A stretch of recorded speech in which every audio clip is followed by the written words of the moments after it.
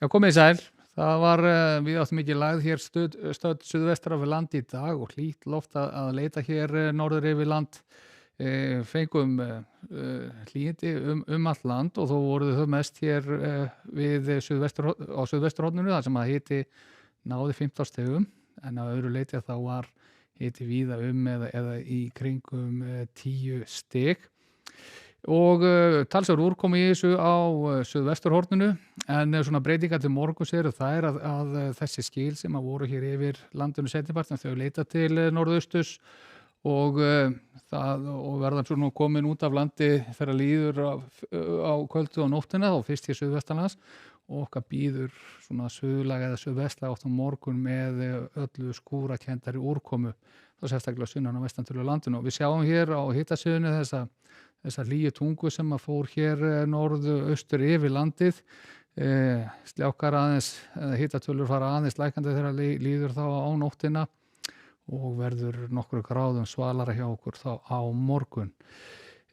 svo sem ekki mikið sem að veður breytist þegar líður á morgundaginn hér eru með stöðuna klukkan 9 fyrramálið og sjá að það nú strekkingsvindur í þessu jafnvel allhvast eða hvast hér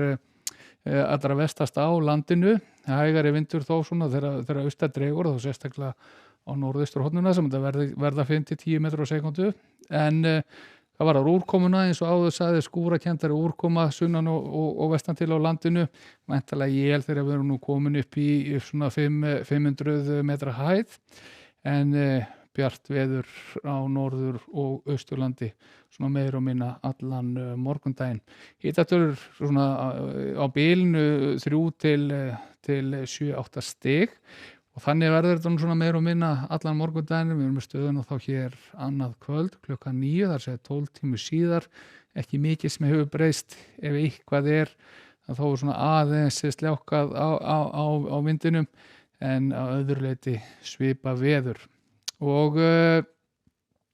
síðan á föstudaginn þá fer loftþrýstingur svona nokkuð ört stígandi þegar líður á daginn það við viðbúið að föstudagsmorgun verði áfram skúrir bæði sunnan og vestan til en bjart á norður og austurlandi en það dregur síðan smá saman úr úrkomunni og þessari suðlæga átt þegar seinnipartina þá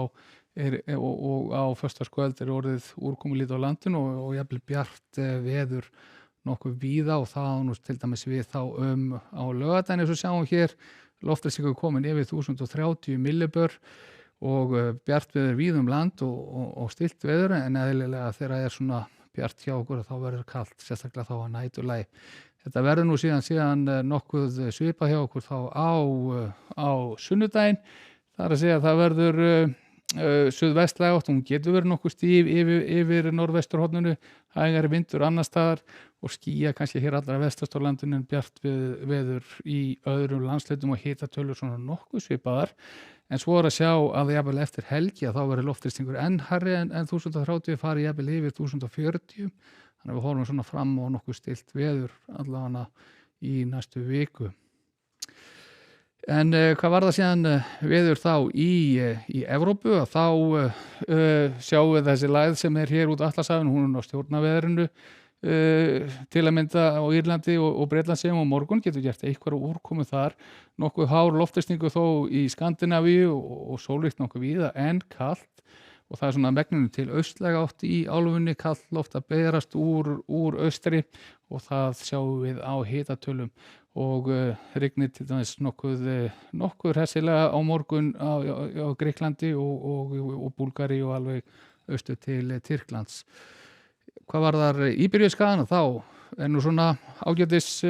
veður í norðurhlutanum á morgun þó hiti sig nú svona kannski vel undir 20 stigum búist við því að það verði rigni víða hér við austurströnd Spánar og jafnvel hér allra síðst á morgun en þegar komið síðan suðvestur til Kanaríeyja þá verður svo ágætis veður á morgun þó það verður kannski svona meira skýjað heldur en verið að undanförnu. Förum síðan hér yfir til Norður Ameríku. Það kalt í norðri, þar að segja við vötnin miklu og norður af vötnunum miklu og í Kanada